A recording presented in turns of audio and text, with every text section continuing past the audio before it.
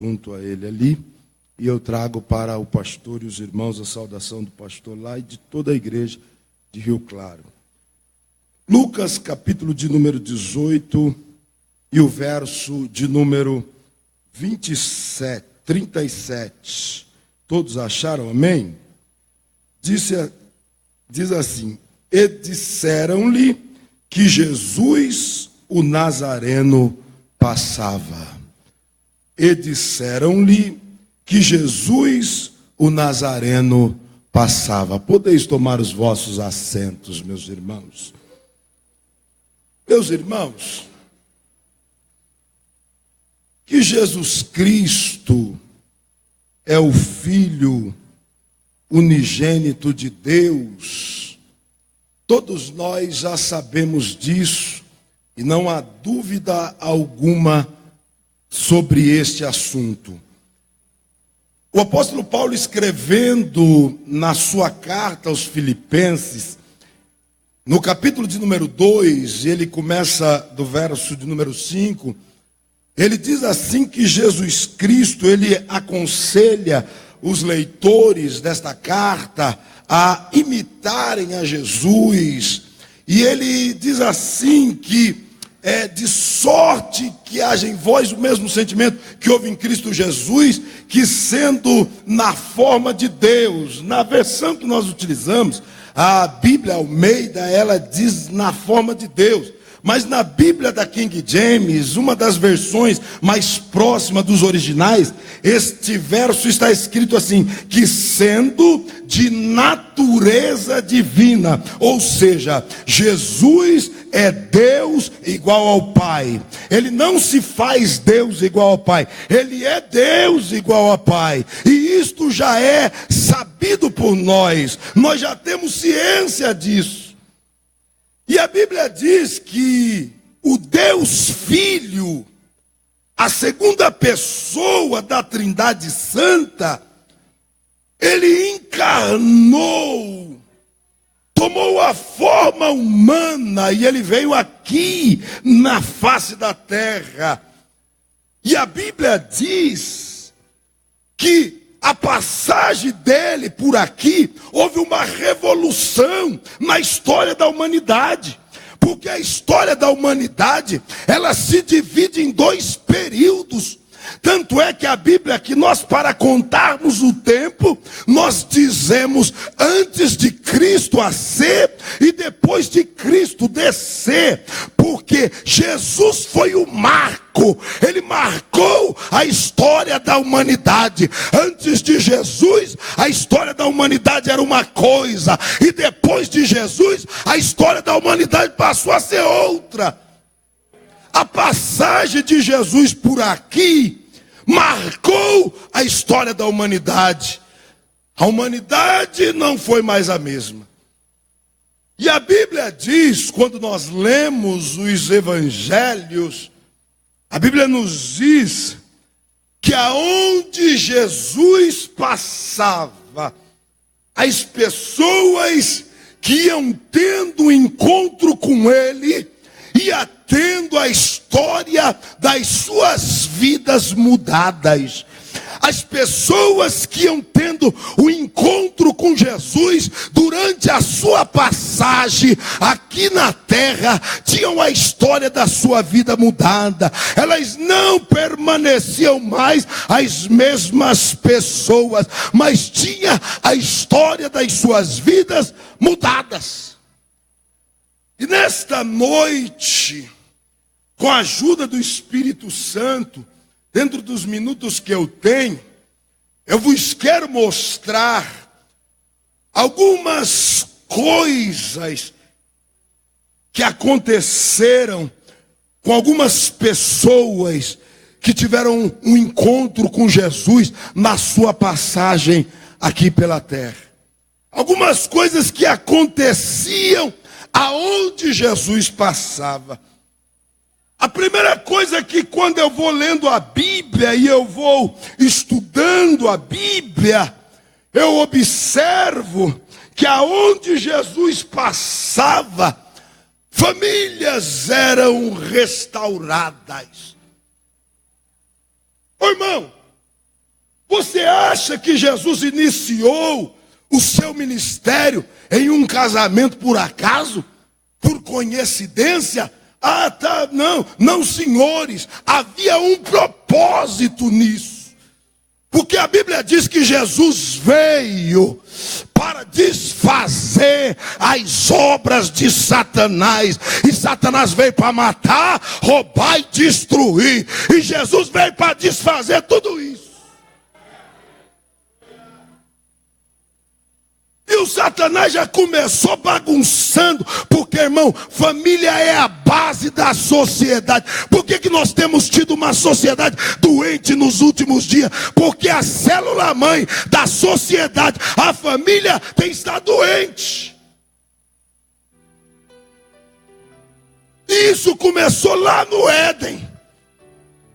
Deus fez o Adão, percebeu que o Adão precisava de uma Eva, viu que para o Adão não havia uma companheira, e agora a Bíblia diz que Deus faz o Adão dormir um sono profundo, e da costela do Adão faz uma mulher para ele.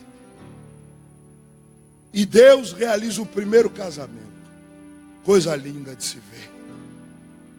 Mas o diabo, quem diz que o diabo fica feliz em ver as bonitas obras de Deus? A Bíblia diz que ele acha um meio para começar uma bagunça no meio da família. E a Bíblia diz que agora então, ele seduz Eva. Eva seduz o esposo. E ambos pecam contra Deus. Mas Deus não desistiu do seu projeto, do seu grande projeto. Não, senhores. E nós vamos vendo na história que o inimigo vinha fazendo bagunça, porque logo já põe intriga entre dois irmãos, os filhos deste primeiro casal, e nós vamos acompanhando. Agora, quando Jesus Cristo vem, aleluia, ele vai lá para um casamento, oh glórias a Deus, e quando ele chega lá naquele casamento, e ele não está lá, irmão, por acaso não, senhores. Quando nós lemos a Bíblia, nós vamos ver que Jesus foi convidado para para aquele evento, e ele está lá naquele evento, e lá numa certa altura acaba o vinho. Vinho, sinônimo de alegria, símbolo de alegria. Acabou a alegria do casamento, acabou a alegria. O negócio ficou só água. Jesus ficou só água. Água é importante. O ser humano não vive sem água. Mas que gosto tem a água? Que graça tem a água? Se você pegar um copo d'água e der para uma criança, e um copo d'água de refrigerante, ele vai optar por beber o copo de refrigerante, porque para ele a água não tem graça, mas é importante, é necessária. Nesses dias atuais, irmãos, quantos relacionamentos estão nessa condição? O negócio está sem gosto, está sem graça. Começou com o vinho bom, as mil maravilhas, mas com o passar do tempo, acabou a graça, acabou o gosto, e o negócio ficou só água. Estou com ela porque eu preciso dela, estou com ele porque eu preciso dele, mas o negócio ficou só água, está sem graça, está sem gosto. Foram lá falar para Jesus: Jesus, ô Jesus, acabou o vinho. O bonito foi que esse casal tinha convidado Jesus, irmão. E se tem uma coisa que Jesus não penetra, se não der, observa que a igreja de Laodiceia, uma igreja, prestava culto para ele, e ele está lá: eis que eu estou à porta e bato, se alguém ouvir a minha voz, eu vou entrar. Você, Jesus não mete o pé na porta e vai entrando, não, quem faz isso é o ladrão. Jesus, ele pede permissão, e ele estava naquele relacionamento, porque ele havia sido convidado, e quando acabou o vinho, foi levado para o conhecimento de Jesus. E agora então Jesus manda que trouxesse aquela água, e a Bíblia diz que Jesus transforma aquela água em vinho, aleluia, e o negócio fica melhor do que quando começou. Porque a Bíblia diz que o mestre Sala prove, diz, rapaz, a tradição manda pôr primeiro o vinho bom. E depois que se coloca o inferior. Mas você fez ao contrário. Você primeiro pôs o inferior e guardou o bom para o final. Aleluia. É porque Jesus estava na festa. Aonde Jesus está, o negócio que está virando água torna a ficar vinho. E vinho de boa qualidade. E vinho bom. Jesus está aqui esta noite. Jesus está passando aqui esta noite. Esta reunião foi aberta em nome dele. E eu posso afirmar sem medo de errar. Jesus tem coisa boa para a tua vida. Jesus tem coisa boa para a tua família. Jesus tem coisa boa para o teu relacionamento. Jesus tem coisa extraordinária para você. Onde Jesus passa, ele vai mexendo, restaurando família. A Bíblia fala que havia um homem que há anos estava possuído por um espírito imundo. E este homem, ele era vergonha da família. A família sofria de ver ele naquela situação. Imagina o pai daquele rapaz passar pelo cemitério e ouvir os uivos arrepilantes e saber que quem estava uivando daquela maneira, parecendo um bicho, era seu filho. Imagina a mãe daquele rapaz. Se aquele rapaz tinha esposa, filho, família, imagina como a família não sofria de ver aquele rapaz parecendo um animal.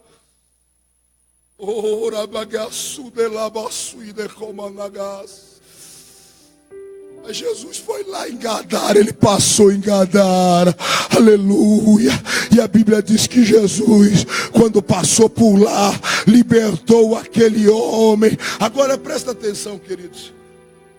Observa que nessa passagem que nós lemos, quando nós terminamos, a Bíblia diz que o cego seguiu Jesus pelo caminho. Jesus não o proibiu.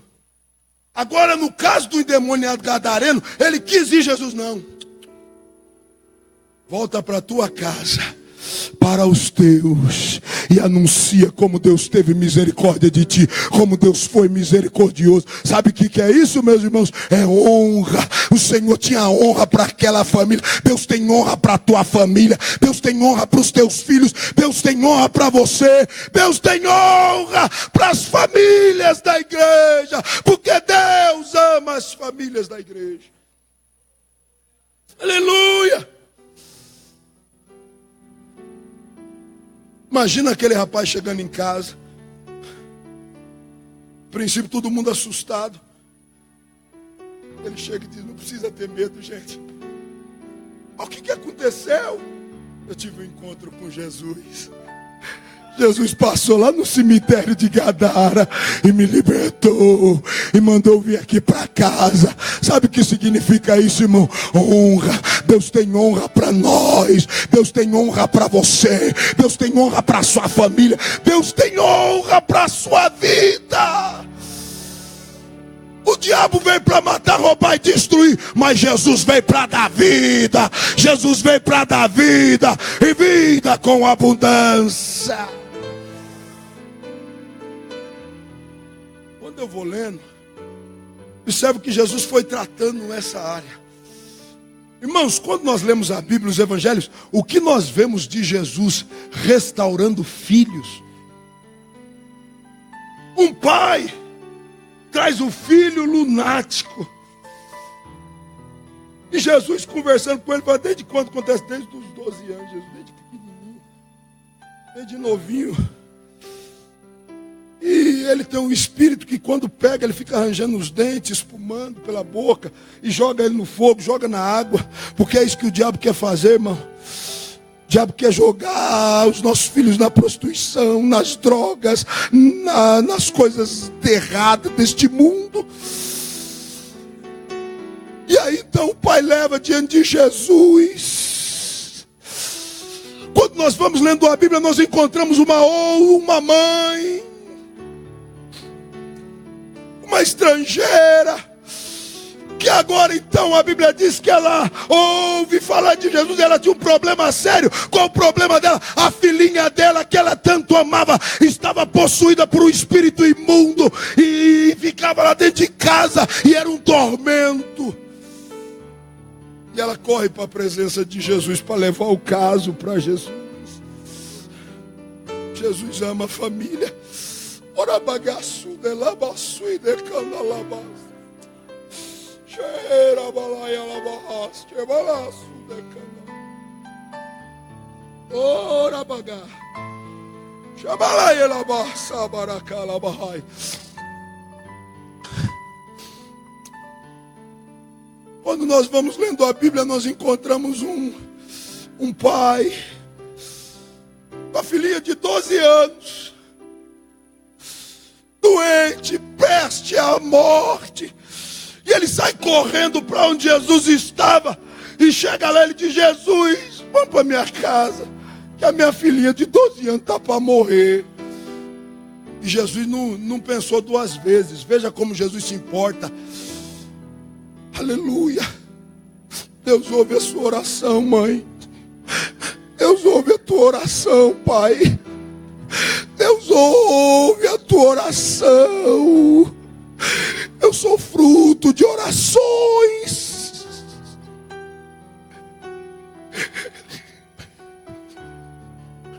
Minha mãe está aqui hoje para ver. O Senhor levou ela. Mas quando ela orou e pediu: Deus, eu queria que o meu filho fosse um pregador da palavra. É o único filho homem que eu tenho. E eu queria que ele fosse um pregador. Quando muitos pais sonham para o filho se tornar um jogador de futebol, a minha mãe sonhava que eu ocupasse os púlpitos da igreja pregando a palavra de Deus.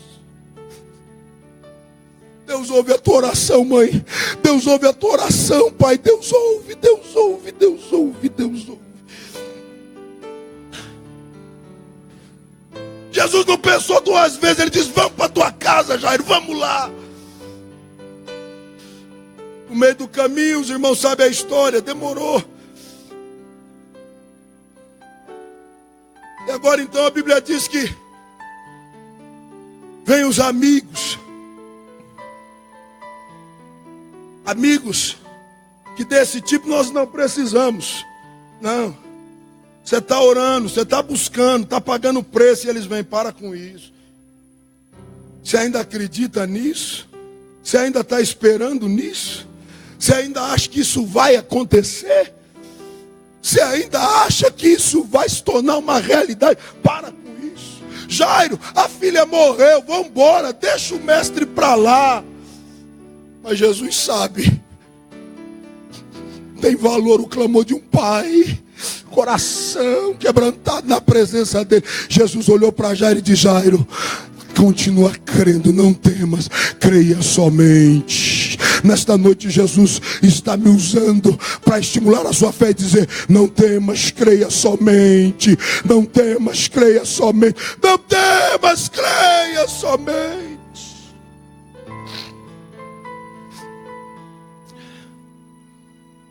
Ah, irmãos, e tem a história de outra mãe. A Bíblia fala que ela estava indo sepultar o filho dela. Já tinha perdido o marido, agora estava indo sepultar o filho. E veja como Jesus ama família. E Jesus se importa com pais e mães. Aleluia. A Bíblia diz que Jesus, vendo aquela mãe triste, chorosa, se encheu de íntima compaixão. Aleluia. Jesus se encheu de íntima compaixão. Mandou que parassem aquele funeral. E agora então a Bíblia diz que Jesus ressuscita aquele rapaz e o devolve à sua mãe. Aleluia. Porque é o prazer de Jesus restaurar os lares, restaurar famílias. É o prazer de Jesus. Porque a família é a base da sociedade. Irmãos, eu fico imaginando o todo-poderoso Deus assentado no seu alto e sublime trono. E eu vou imaginar ele no domingo à noite, Quando as famílias saem para vir para a igreja,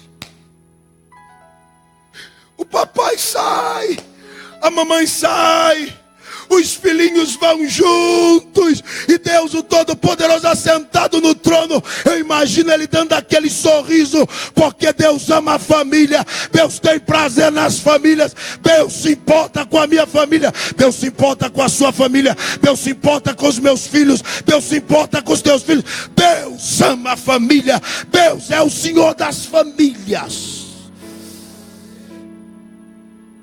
Deus tem projeto com a sua família. Deus tem projeto com a sua família. Deus tem projeto com a sua família. Deus tem projeto com os teus filhos. Deus tem projeto nesta noite, na autoridade do nome de Jesus. Eu declaro que todos os planos sujos e maquiavélicos de Satanás para a sua vida cairão por terra, em nome de Jesus. E os planos e projetos de Deus vão se cumprir, porque Deus é o Todo-Poderoso, e nenhum dos planos e projetos dele caem por terra. Nesta noite, Deus se importa com a sua família, Deus se preocupa com a sua família, Deus tem um projeto com a sua família. Aonde Jesus passava, uma das áreas que ele trabalhava, vai lendo para você ver, Jesus trabalhava restaurando famílias. E até hoje, aleluia, até hoje, Jesus continua restaurando as famílias, porque o Senhor é o Senhor das famílias. O Deus para quem estamos oferecendo um culto é o Senhor das famílias. Aleluia. Eu queria que você, com a permissão do pastor, declarasse aquilo que declarou Josué naquela feita. Aleluia, bem forte. Vamos bradar e declarar esta noite, porque eu e minha casa, repita, serviremos ao Senhor. Mais forte, eu e minha casa serviremos ao Senhor. Mais uma vez, eu e minha casa serviremos ao Senhor.